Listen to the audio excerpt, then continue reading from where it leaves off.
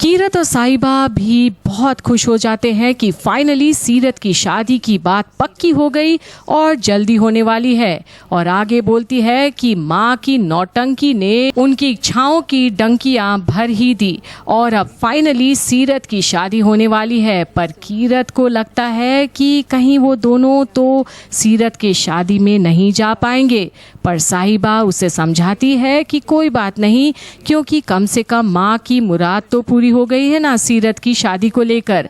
और फिर बाबा जी से प्रार्थना करती है कि उसको माफ़ कर दें, क्योंकि उसने माँ की खुशी के लिए उसने उनके गलतियों और झूठ का साथ दिया है और माफ़ी मांगती है बाबा जी से। पर कीरत साहिबा को रिमाइंड करती है कि सीरत तो उनकी अपनी बहन है ना, कोई ताऊ चाचा की थोड़ी, और अपनी बहन की शादी में तो उनका होना बनता है।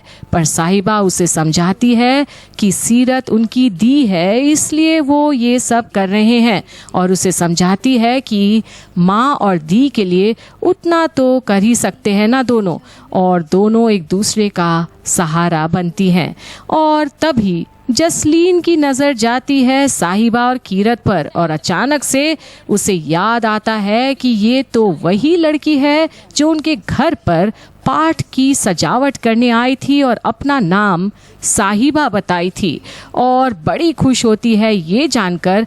पर फिर अचानक उसकी नज़र जाती है कीरत पर और फिर जसलीन को याद आता है कि कीरत ही तो संतोष के साथ उनके घर पार्टी पर आई थी।